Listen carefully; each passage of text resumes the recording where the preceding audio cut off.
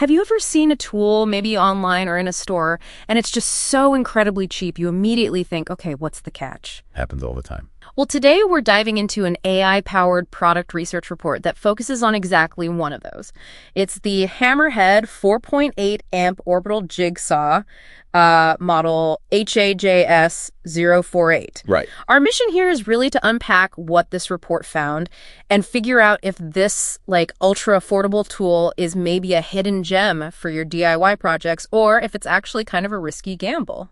Yeah, in this report, it kind of throws us a curveball right from the start. We're looking at a tool that gets praised for, outstanding value, but at the same time, it seems plagued by a pretty critical flaw that keeps popping up, specifically the blade falling out.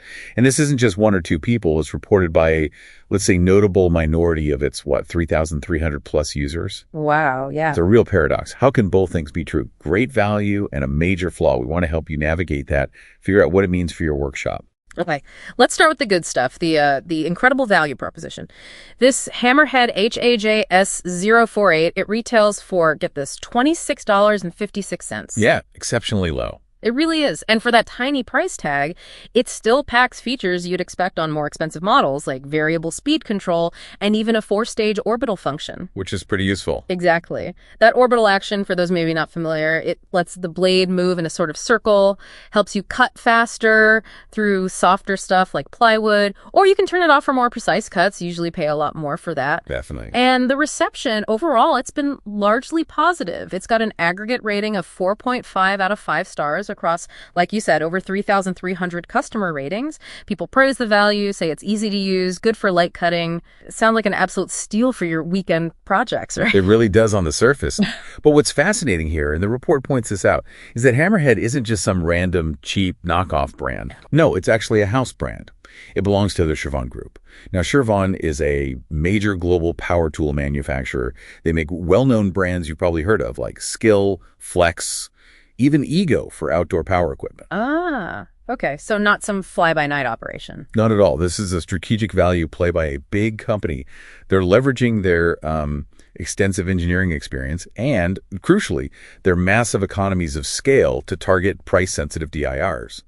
It's a deliberate move. So if there's a flaw, it's less likely to be incompetence and maybe more a calculated trade-off for that price. That's a very plausible interpretation, yes. A trade-off made to hit that sub-$30 price point in a super competitive market. Okay, but let's pivot to that trade-off, because as we look deeper into those thousands of reviews, a really concerning pattern emerged.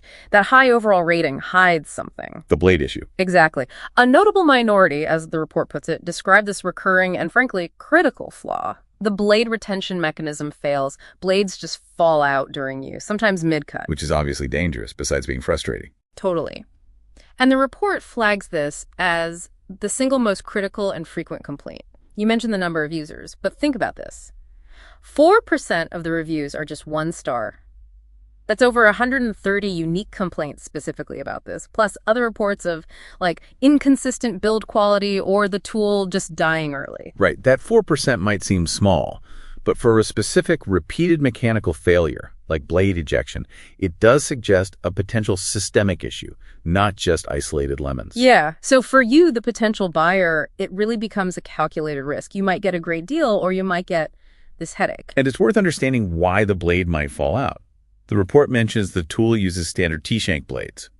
Those are the common ones with the T-shape at the top for a secure fit. Right. Now, some issues could be user error, like someone trying to force in an old U-shank blade which won't lock properly. Okay, that's possible. But the frequency suggests more.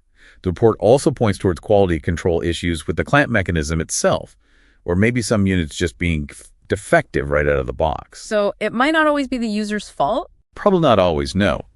And crucially, remember the tool's stated limitation. It is explicitly not recommended for professional or heavy-duty use.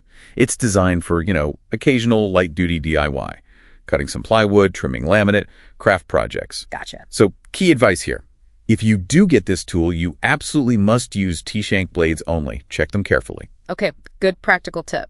So bringing it all together for the listener's decision, the AI report gives this a bang-for-buck rating of 9 out of 10. Which is exceptional. Assuming you get a functional unit, that's the big caveat. Right, that's the asterisk. For comparison, it offers features similar to, say, the Black Plus Decker BDEJS 600C, but the Hammerhead is nearly half the price. A significant saving. It really is. So it boils down to this question for you.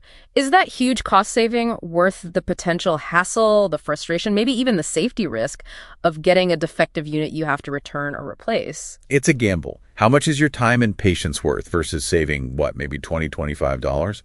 Yeah. So to wrap up, the core paradox remains.